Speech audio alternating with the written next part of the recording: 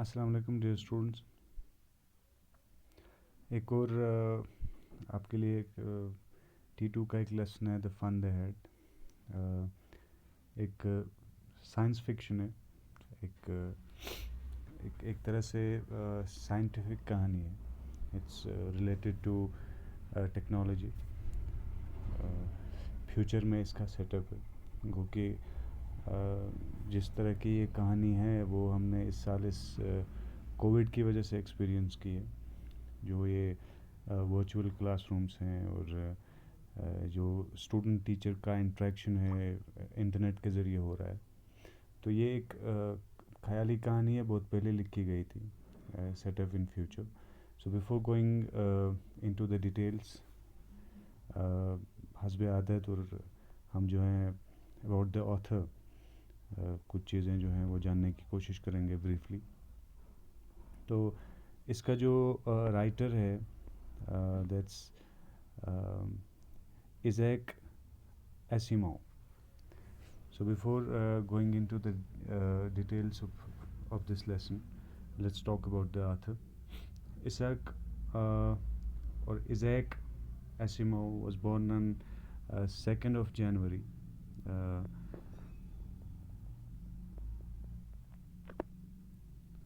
और ये साल था 1920 and he died in 1992, 6th of April.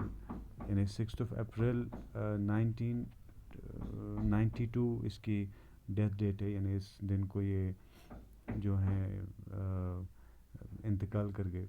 एक अमेरिकन राइटर थे और प्रोफेसर थे बायोकेमिस्ट्री के Boston university. Biochemistry which sometimes is called biological chemistry. ये एक केमिकल प्रोसेस का एक स्टडी होता है रिलेटेड टू लिविंग ऑर्गेनिजम्स। तो एक बोस्टन यूनिवर्सिटी है, यूएस की एक बहुत मशहूर यूनिवर्सिटी है। एक प्राइवेट रिसर्च यूनिवर्सिटी है बोस्टन में, जो कि एक बहुत मशहूर एक रिनाउंड सिटी है यूएस में। सो known for is science fiction and popular science. यानी कि जो इज़ैक एसिमोव हैं, ये साइंस फिक्शन लिखते थे। Fiction means a made up story, या कोई भी ऐसा नैरेटिव या ऐसा genre in any mode, written और स्पोकन विथ इमेजिनेटिव कंसेप्ट्स। तो इसी तरह के कॉन्सेप्ट जो हैं इस स्टोरी के अंदर भी हमें देखने को मिलेंगे। लेकिन हम आपकी किताब पे आते हैं और देखते हैं कि इज़ैक एसिमोव के बारे में क्या लिखा गया है। So Isaac Asimov, Russian-born American writer, is known for his science fiction and his popular works in all branches of science. तो Isaac Asimov जो है एक रशियन-born अमेरिकन राइटर है। That means he was born in Russia and brought up in America. यानी कि America में ये फिर इसने अपना जो लिटरेरी करियर था या जो भी उसने किया वो अमेरिका में ही किया था, but he was actually born in Russia.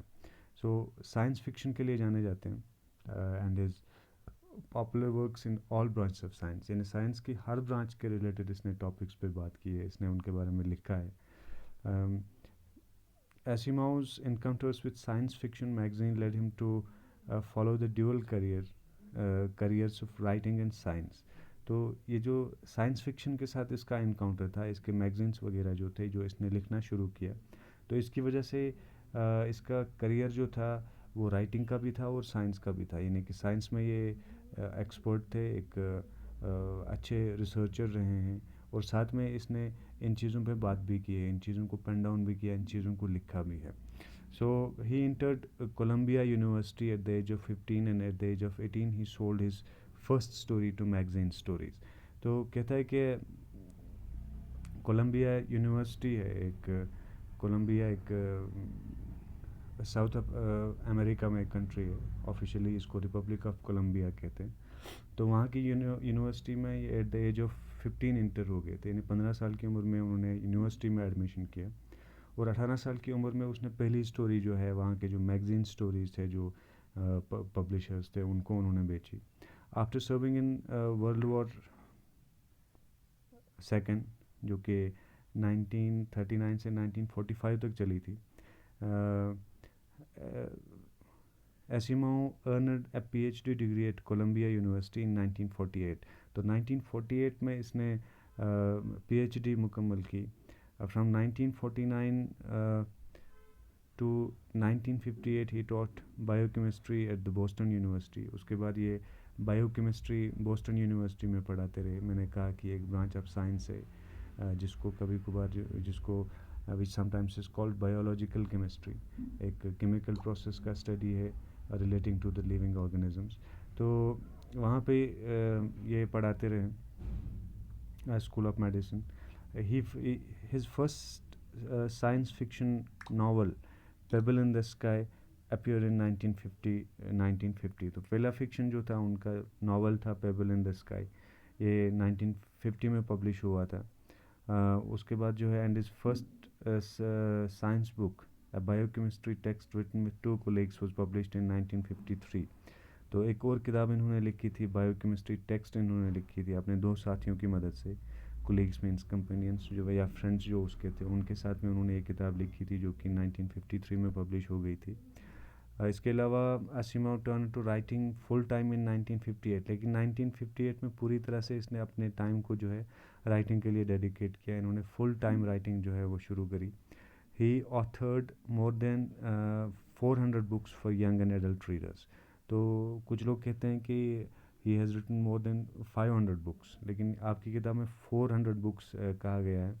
यानी कि he authored means he wrote more than 400 books. 400 से ज़्यादा किताबें उन्होंने लिखी थी for young and adult generations, extending beyond science and science fiction to include mystery stories, humor, history, and several volumes on the Bible of and English playwright William Shakespeare. यानी कि सिर्फ science fiction तक ही यानी science के topics को लेके उन्होंने बात नहीं की थी. या जो साइंटिफिक एक तरह से उनकी इमेजिनेटिव कॉन्सेप्ट्स के साथ जो स्टोरीज़ थी या जो नॉवेल्स वगैरह थे ख़ुद को इसी तक उन्होंने कन्फाइनड नहीं रखा. ख़ुद को इसी तक उन्होंने महदूद नहीं रखा, बल्कि he wrote on other different topics. यानी मिस्ट्री स्टोरीज़ जिस जो वो एक तरह से वो रहस्य भरी वो राज भरी जो कहानियाँ हैं वो लिखी उन्होंने. इसके अलावा जो है ह्यूमर यानी कि जो मज़ाहिया होता है जिसमें कोई मजाक वगैरह हो उस तरह की भी उन्होंने कहानियाँ लिखी है. इसके अलावा हिस्ट्री के टॉपिक्स पे इन्होंने बात की है. बाइबल पे उन्होंने बात की है. बहुत इंग्लिश मशहूर प्ले राइट एक ड्रामेटिस्ट एक नावलिस्ट जिसका नाम हम सब जानते हैं विलियम शेक्सपियर, उनके बारे में उन्होंने लिखा है. His best known science fiction works include Robert 1950. तो साइंस फिक्शन में यानी साइंस के की जो राइटिंग्स उन्होंने लिखी हैं जो साइंस के जो साइंटिफिक जॉनर उनका है उसमें उन्होंने रॉबर्ट 1950 में the foundation of trilogy 1951-53, foundations edge 1928, the naked sun 1957 and the gods themselves 1972. It will be interesting to note that the world's greatest science fiction writer never traveled by air himself. तो ये बहुत ही interesting है जानने के लिए, बहुत ही अजीब बात है, बहुत ही दिलचस्प बात है कि दुनिया का सबसे साइंटिफिक राइटर मैं कहूँगा जिसने साइंस फिक्शन पे लिखा, जो सबसे बड़ा राइटर था साइंटिफिक टॉपिक्स को लेके जिन्होंने बात की, चाहे किसी भी तरह की बात की हो. तो ये बहुत अजीब बात है कि खुद जो है उन्होंने एयर ट्रैवल नहीं किया, यानी वो कभी जहाज़ में नहीं बैठे. तो ये बहुत अजीब बात है उनके बारे में. तो ये भी कहानी भी एक ऐसे टाइम को विजुलाइज करके लिखी गई है कि जब किताबें गायब हो जाएंगी, जिस तरह इस साल हुआ, क्लासरूम्स गायब हो जाएंगे और स्टूडेंट टीचर का इंटरेक्शन जो है वो एक तरह से स्क्रीन पे होगा या ऑनलाइन होगा. तो इस चीज़ के बारे में इन्होंने बात की है जो कि हम आगे की वीडियोस में इसके टेक्स्ट में पढ़ेंगे.